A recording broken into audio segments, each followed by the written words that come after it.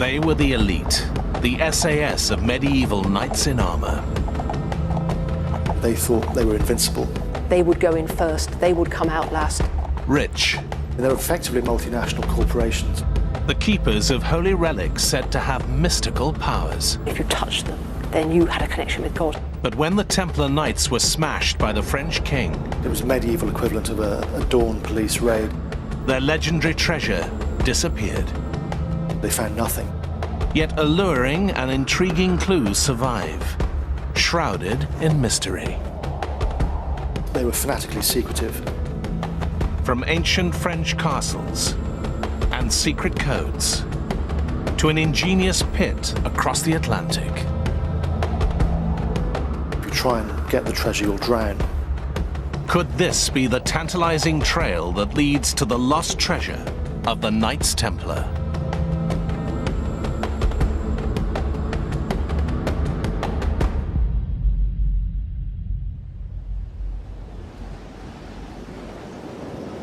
Turn back the eternal tide of time by almost 1,000 years, and an enduring legend begins. A legend forged on the long and dangerous pilgrim route from Western Europe to the Holy Land and the hallowed city of Jerusalem. Travelers risked violence and even death at the hands of bandits who preyed on pilgrims around sacred Christian sites like the Sea of Galilee. A Russian monk who visited the region described the danger in 1106.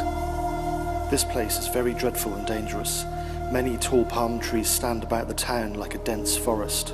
This place is terrible and difficult of access, for here live fierce pagan Saracens who attack travellers at the fords. Travel along the roads was very dangerous because any lord who owned land by the side of the road reckoned it was his right to take toll off anyone that passed. Protection money, if you like. Some groups decided not to pay and fought. So notoriously, certain pilgrim groups didn't get to Jerusalem because they were either cut to pieces or taken prisoner.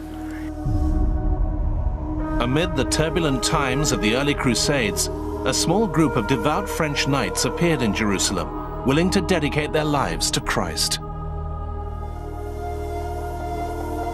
The country needed fighters, not just men that prayed. And so, the later accounts say, they went to the Patriarch of Jerusalem, the head of the church in Jerusalem, and said, we want to do something to help Christendom, we are knights.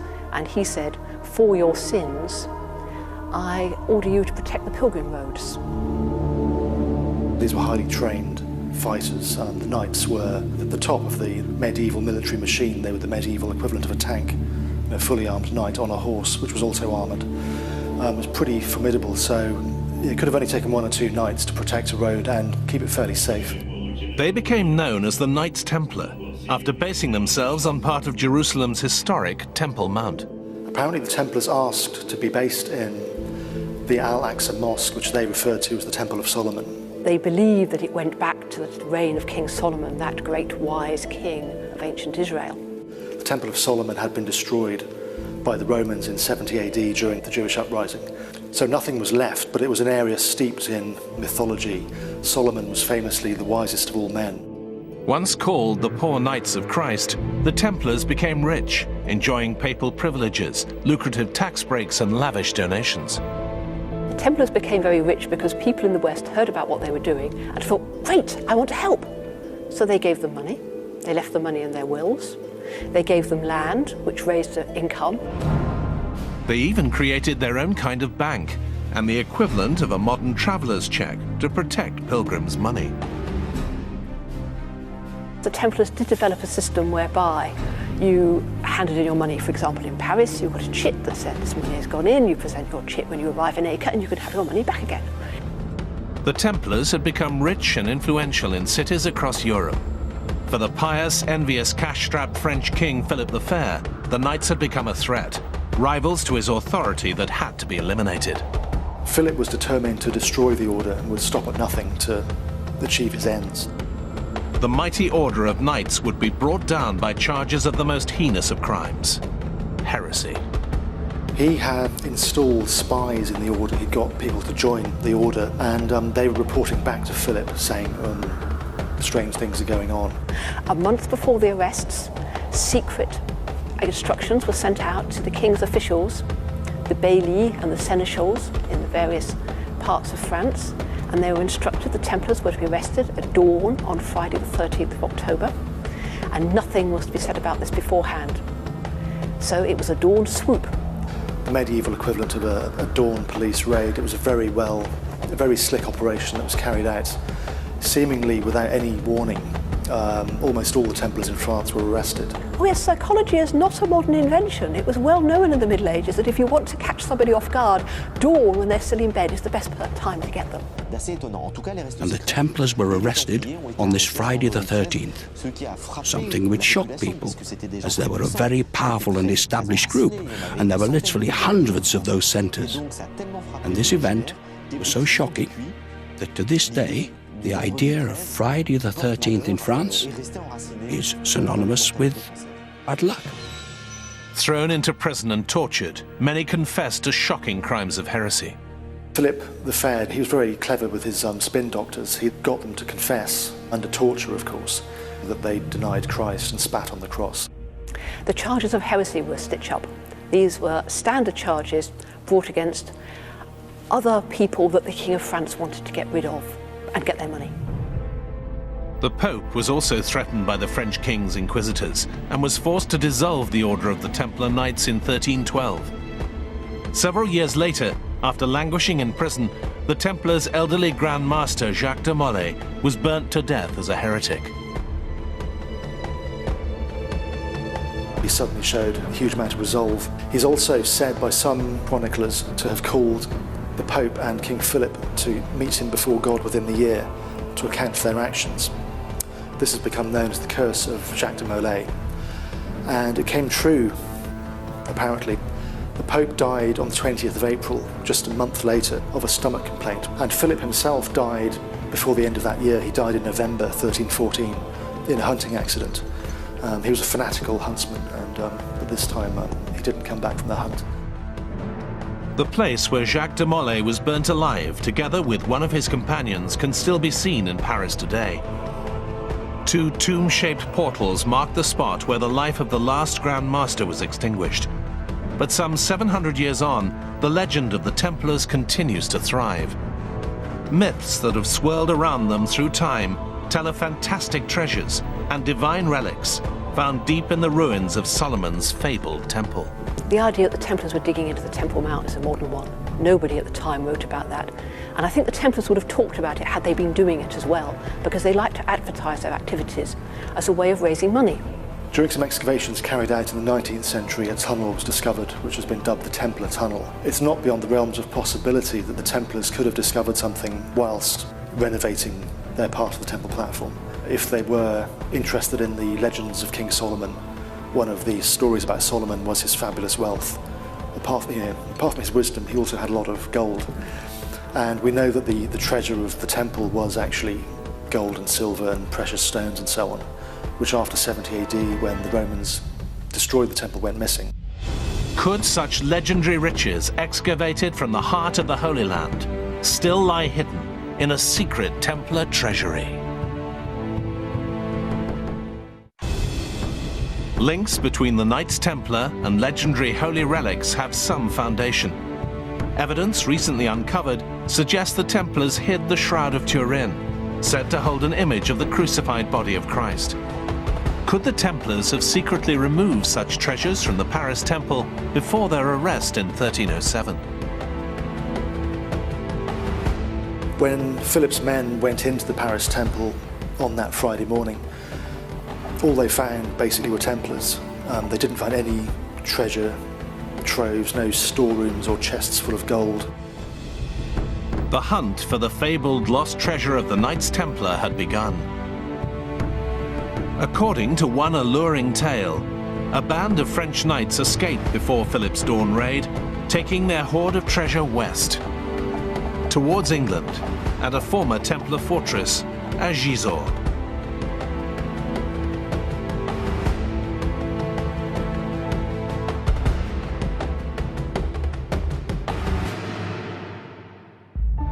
Perched on a huge mound, or motte, it was here that some Templars found themselves imprisoned in their own tower. Etched into the walls of the so-called Prisoner's Tower, ancient graffiti can still be seen at Gisors, including enigmatic symbols interpreted by some as clues pointing to the Templars' lost treasure.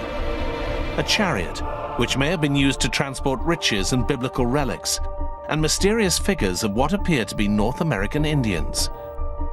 The former Templar stronghold has attracted many visitors through the ages, including a Victor Hugo.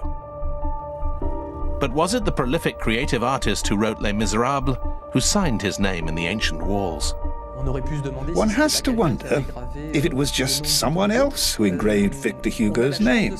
Luckily, we know that Victor Hugo wrote that he really did visit Gisors, and that the site had a profound effect on him. In fact, he details that he carved his name twice at the castle.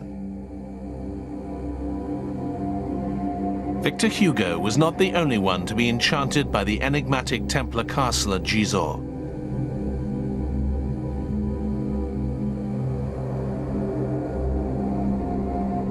A caretaker, Roger Lemoine, moved into the fortress in 1929. He sparked a sensation and a frantic hunt for the legendary lost treasure.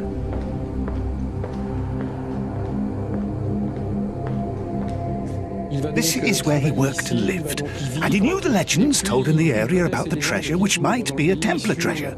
Clearly he was impressed, so impressed that he started to search. Imagine being in his place. The end of the day comes, the castle is closed and he is alone, so he starts digging, and he will do whatever he needs to do, taking his time. He even asked for permission from the town hall to excavate, and the town hall told him, yes, go on, excavate. If you find something, then we'll cross that bridge when we come to it. So he pushes ahead. The Germans come and seize the castle. He's very worried, but in spite of everything, he carries on. It becomes his obsession. He keeps going and searching. He carries on searching. The war ends, the Germans leave, and he keeps going, he keeps searching. And one day he is digging above us here in the dungeon. He digs an amazing pit, and there he finds something. Roger Lemoine claimed to have found an underground chapel crammed with vast riches. In lurid detail, he described an elaborate vault with 19 stone sarcophagi, each 2 meters long, and 30 chests full of precious metal, none other than the Templars' lost treasure. He alerted the local authorities, but when a town committee investigated the dig, all they saw was a hole in the ground.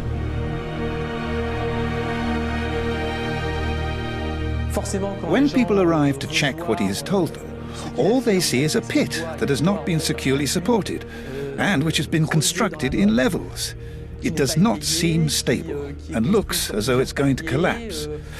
2 people nevertheless try to go down, but come back again quickly for fear of being buried alive. The head of the local fire brigade was one of those who risked their lives to investigate the pit. Once safely back on the surface, he reported a tantalizing clue. One of the things the chief fireman was reported to have said was that he threw a stone in and that he did hear an echo. But at no point did he say that it was an underground room. He just said that he heard an echo, and that is the only testimony that confirms that Lemoine did find a cavity.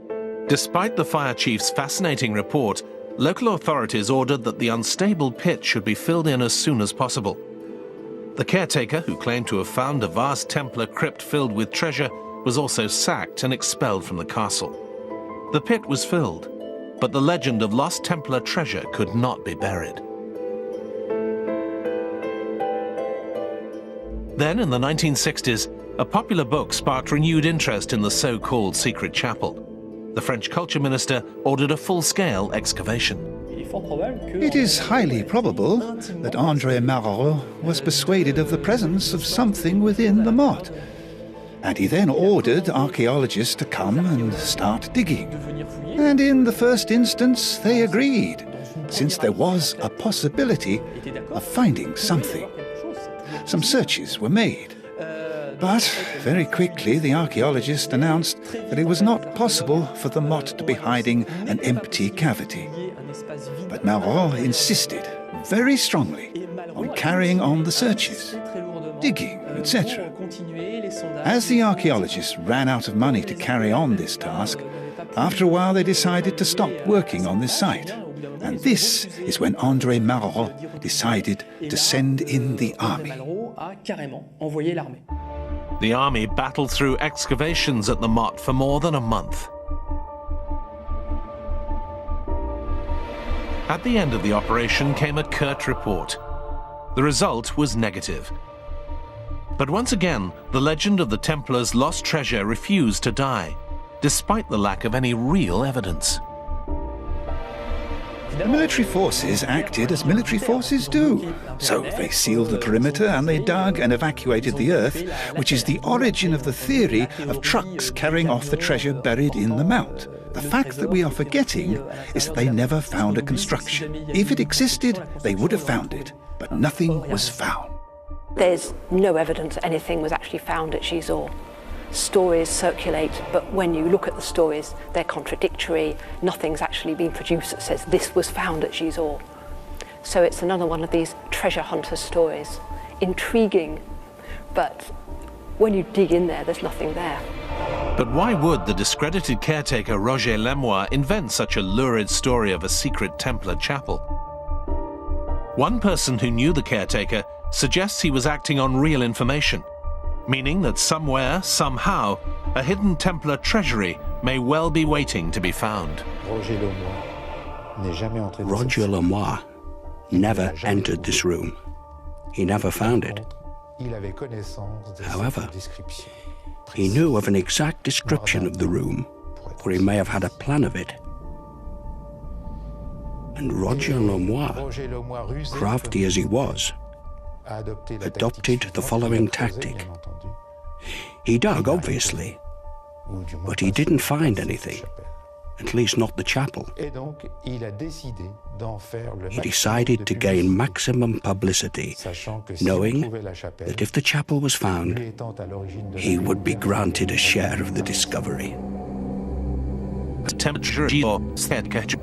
Despite lack of evidence, it's part of a wider story that seems to captive pillar on the world. Tale of a still bad mates was sitting perched with a hoard of treasure. If it wasn't buried at Gisors, perhaps clues, or even the treasure itself, lies beyond France, across the Channel in Britain.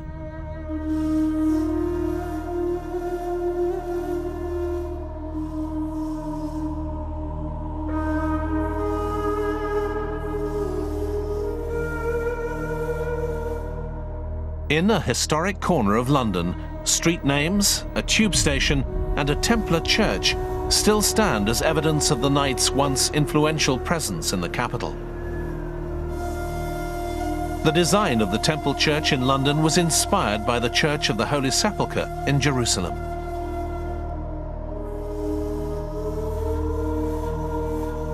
Inside lies real historical treasure, stone effigies of Templar knights and other relics of the past.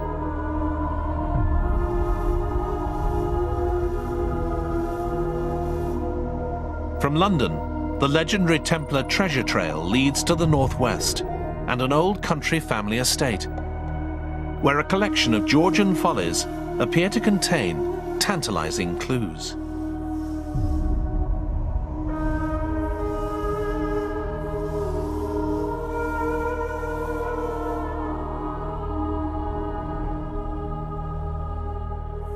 The house and gardens at Shugborough Hall were built and landscaped by the rich and influential Anson family.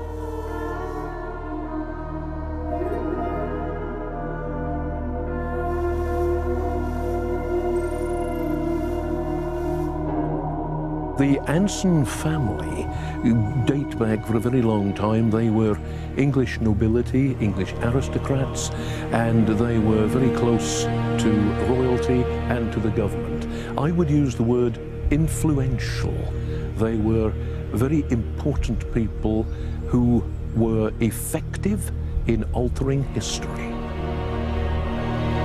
The Anson family fortune was amassed by George Anson, a navigator and Royal Navy captain who attacked Britain's enemies on the high seas.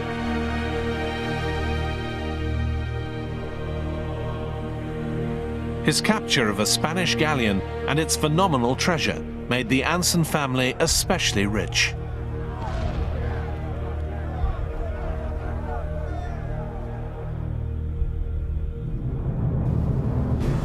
After George Anson died, it was his brother Thomas who took over responsibility for the family estate, spending vast amounts of his deceased brother's money.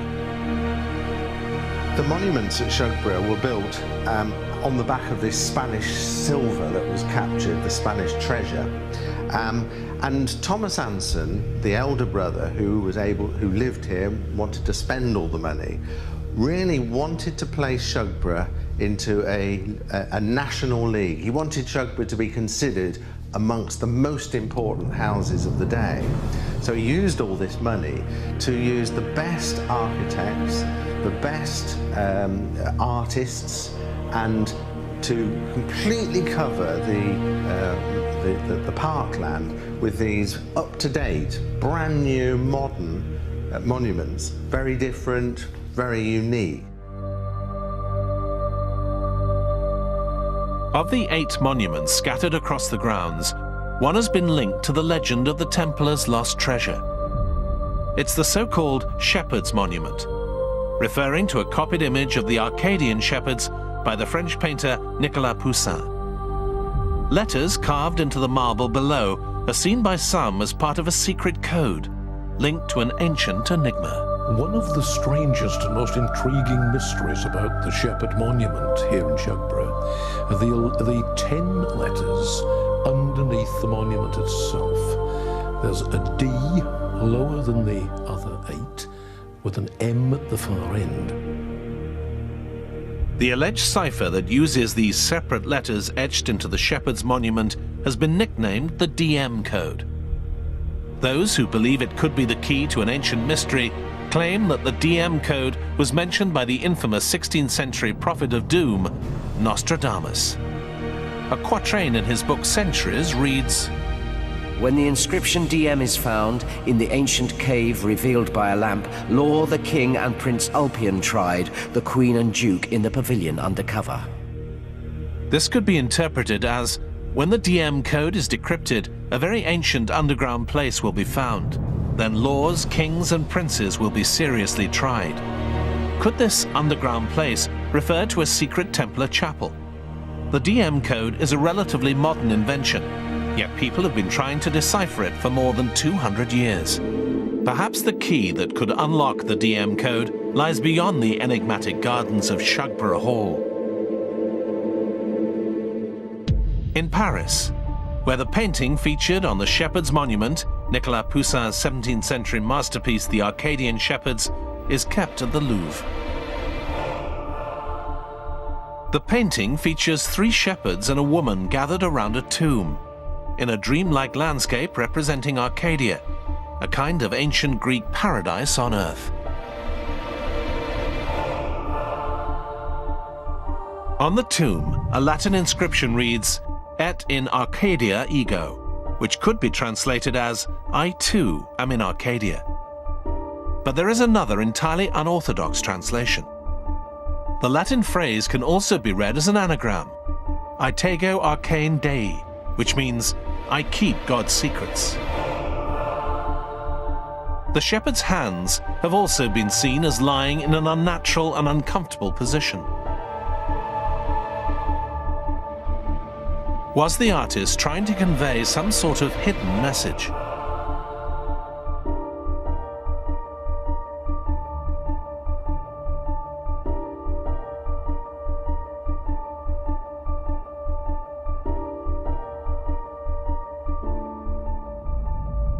Nicolas Poussin was commissioned to paint the Arcadian shepherds for an influential cardinal who would eventually become pope.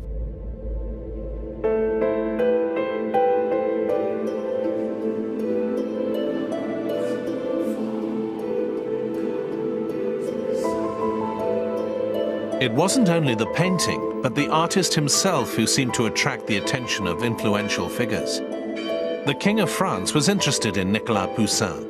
and a letter between mutual friends of both men seems to suggest that the painter held the key to some fantastic secret. Part of that letter reads, "He and I have planned certain things about which I will be able to fill you in shortly. Things that, because of Monsieur Poussin, will give you advantages that kings would find it difficult to extract from him, and perhaps after him nobody will rediscover for centuries to come. And these are things so difficult to search for that nothing on earth could be of better fortune, and this cannot be equaled." What were these secrets that could give such fantastic advantage to their holder that nobody on earth would be able to gain it again for centuries to come?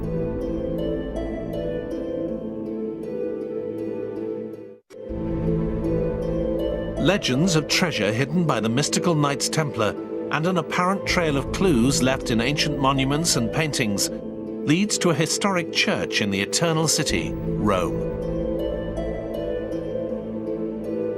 The Church of San Lorenzo in Lucina was erected on ruins linked to an ancient Christian cult. Curious relics include a small door which opens to reveal a throne, used exclusively by the Pope during Privy Council meetings, and a monument dedicated to the French painter Nicolas Poussin. Beneath his bust is another engraved replica of his famous painting, The Arcadian Shepherds. It's this mysterious picture that was chosen to honor his memory above hundreds of other works.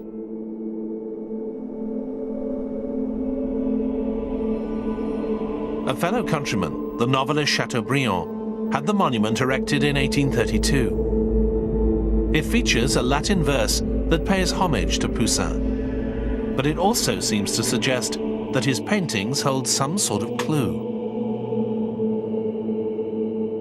Hold back your pious tears. Poussin lives in this tomb. He had given his life without knowing how to die. He keeps quiet in here, but if you want to hear him speak, it's surprising how he lives and talks in his paintings. If Poussin held some kind of magnificent secret, perhaps the solution can be found in his paintings. The Arcadian Shepherds has attracted the interest of influential people over the centuries, including King Louis XV, and hundreds of years ago, it was this very painting that the great navigator George Anson had engraved on the mysterious Shepherd's monument at Shugborough Hall. But this carved replica is not the same. A finger that originally pointed to the letter N is missing. The carved image has also been inverted, with the addition of a pyramid on top of the tomb. What does it all mean? There are many theories and interpretations, and some of these lead back to that mysterious and secretive order of holy knights, the Templars.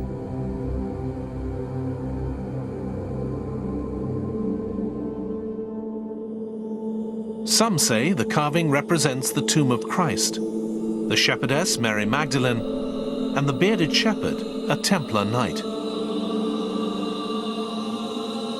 Letters are also said to be hidden in the carved image. Letters that point to a compelling tale of knights crossing the Atlantic centuries before Columbus discovered the Americas.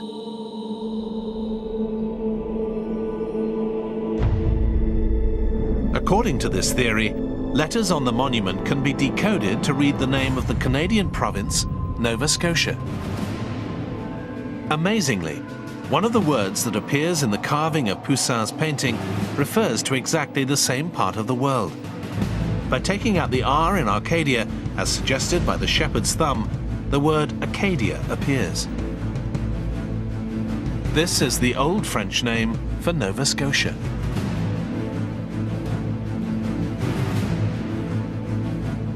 But what links the Knights Templar and their legendary lost treasure to a far-off shore across the Atlantic in Canada?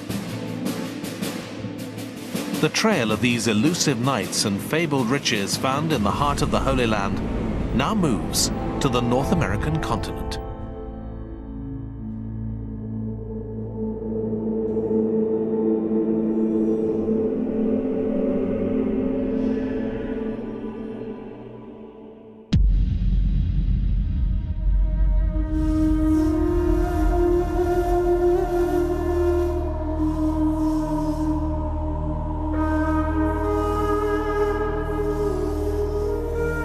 area, evidence of secret societies linked to the Templars can be traced back to the earliest recorded settlements on Canada's east coast. The French colony was governed by Isaac de Razilly, a great knight in the Hospitalier Order of St. John of Jerusalem, which inherited some of the Templars' worldly goods.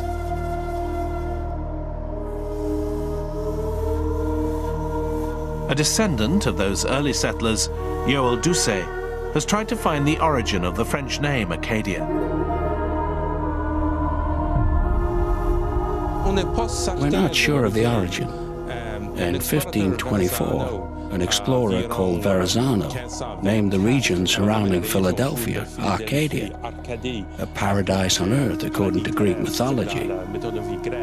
And some people think that when the maps were copied, the region was moved higher on the map. But later, in Arcadia, they dropped the R to make Acadia. We're not 100% sure.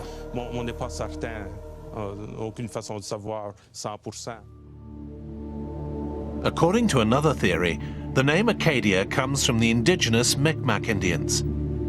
Like other native people on the North American continent, their legends pass down through generations. They tell of white-skinned people who came from the ocean well before Columbus. Intriguingly, some Micmac Indian art resembles the Red Templar cross on a white background. But there's no evidence they made it to North America, a long way from their original mission in Jerusalem. Templars escaping to America is a great fantasy, isn't it? What would be the point in taking treasure to Nova Scotia when the whole point of the order was to protect Jerusalem? Yet in Nova Scotia, the appropriately named Gold River leads to more glittering conjecture and legends of hidden Templar treasure. The river flows into Mahoney Bay, where one of a dozen islands hides a real mystery which remains unsolved to this day. The Oak Island treasure pit legend began in 1795.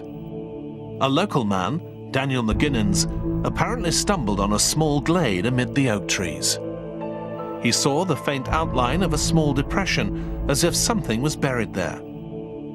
Believing he may have stumbled across a hoard of pirate treasure, he went back to get tools and two friends to help him. Local tourism director Danny Henniger describes what happened next. They started digging in this depression, fully expecting to find pirate gold.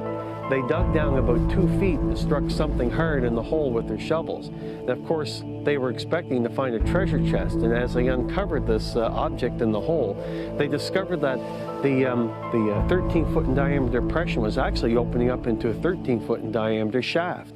And the hard thing that they struck in the hole was actually a layer of flagstones that was covering the mouth of the shaft that had been refilled. So they continued digging, taking those rocks out, and expecting, of course, any moment to find treasure.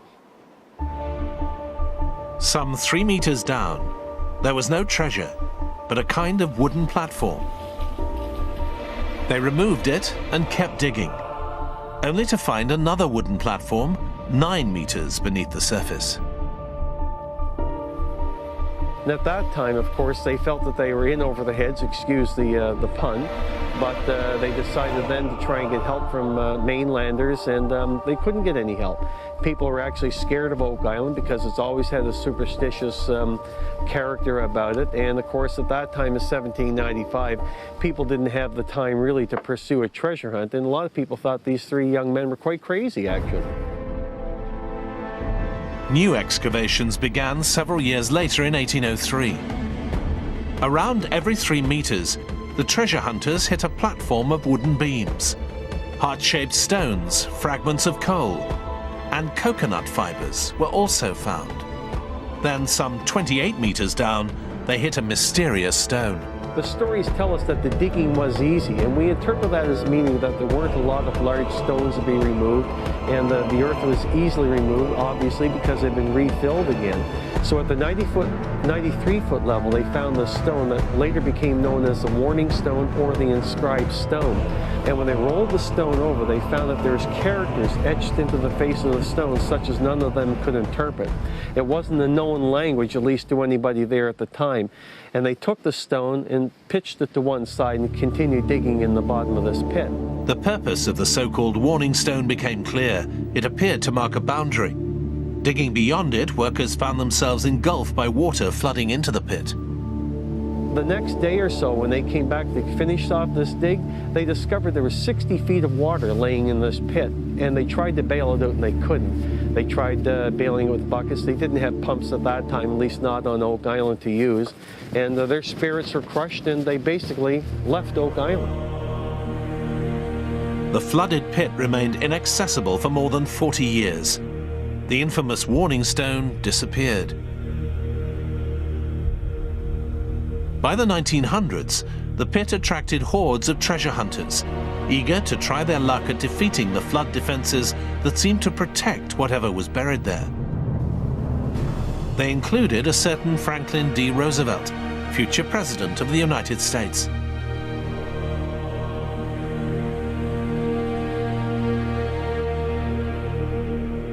No treasure has been found, but evidence has been uncovered of an ingenious tidal flood trap. One of the most vexing and damning problems trying to secure the treasure or solve the mystery of Oak Island has been the water that has appeared deep underground in Oak Island. At first, of course, people thought it was natural water inclusion until they discovered it was salt water. And not only was it salt water, but it rose and fell with the tide.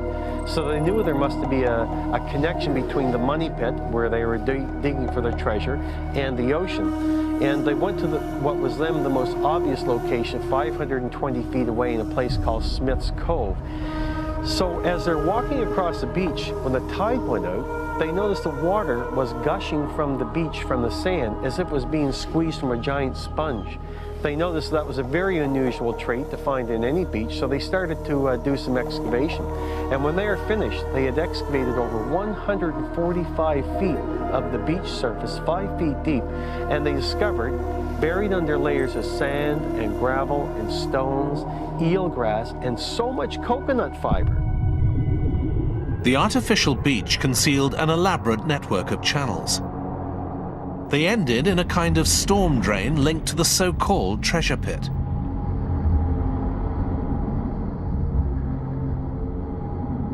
It is felt by many people that this is a structure that was artificially buried in the ground by the depositors with the intention of securing the money pit so that if you didn't know the way to get into it, you'd be stopped by the flow of the Atlantic Ocean. And it's worked very, very well. And it's even suspected that there's more than one flood tunnel. In fact, it's known by treasure hunters that there may be 2 of these flood tunnels. Who could have devised and built an artificial beach, irrigation tunnels, and a multi-platform pit at least 30 meters deep? Although Oak Island is mired in mystery, there have been some real fascinating finds, including an enigmatic piece of parchment that lay hidden under almost 50 meters of soil and stones. Legends of lost treasure lead to this mysterious Canadian island, where an ancient parchment fragment could hold the clue to a secret burial pit. This piece of parchment actually exists to this day, but it was studied by experts at Harvard University and was declared to be a piece of sheepskin parchment upon which there's writing in India ink done with a quill pen. Other artifacts that have been found in Oak Island have been Spanish-style scissors that were found under the beach in Smith's Cove, a heart-shaped stone that was found in the same area, and during some deep drilling exercises on Oak Island back in the 1970s or late 60s, they actually brought out of the ground pieces of chain, pieces of drawn wire, and metal that was so brittle that when it was exposed to air, or was so old that it was exposed to air, it turned brittle and oxidized immediately. There's conflicting evidence as to the age of materials found in the pit. Timber has been dated to the year 1575 to an accuracy of plus or minus 85 years. But coconut fibers recovered at the same site were found to be much older. There's a lot of skeptical analysis about Oak Island, but one of the things the skeptics cannot explain away is the coconut fiber that has been found on Oak Island, and it can actually be found on Oak Island still if you know where to dig.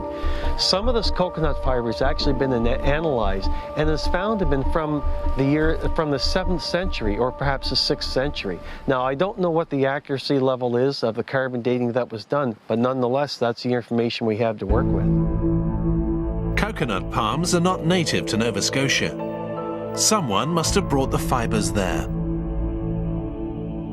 Some believe the Oak Island pit bears all the hallmarks of the legendary Knights Templar, or their descendants: engineering skill, military discipline and secrecy. But for one scholar, other equally fascinating scenarios are more probable. If you're looking for people digging tidal pits off Nova Scotia, well, there were all those Vikings who'd settled in Greenland. Couldn't it be them who were doing it? There was still a Viking settlement in Greenland until the late 15th century, and then they disappeared. Where did they go? Nobody knows. Something mysterious is discovered, like a pit or a cave with mysterious markings, and then people automatically think, oh, it's got to be the Templars. The most interesting theories to me center around the Templar Knights. I find those theories very interesting, although it is kind of tentative. The Templars had ships based at La Rochelle on the northwest coast of France before they were attacked by the ruthless King Philip in 1307. We know that some boats left La Rochelle. What was on them, we just don't know at all, and those boats vanished. They would have had to have gone somewhere that was beyond the reach of the church and Philip. The places that would have been most likely would have been England and Scotland. But those who think the Templars could have made it to Nova Scotia point to the presence of related organizations like the Order of Malta and the Freemasons among the region's early settlers in the 16 and 1700s. Yes, there have been some things found with regard to the Templar theory that sort of fire people's imagination. One of the many things that's been discovered on Oak Island is a stone with the letter G carved into it. Now, if you do some research on the Masonic Lodge, you'll discover that the letter G is one of the symbols that they use in their allegory. And of course, the Templar Knights can be connected with the Masonic Lodge as well. Oak Island is now privately owned. Excavations continue, but so far, no treasure has emerged from the enigmatic tidal pit. Yet real Templar-related treasure does exist.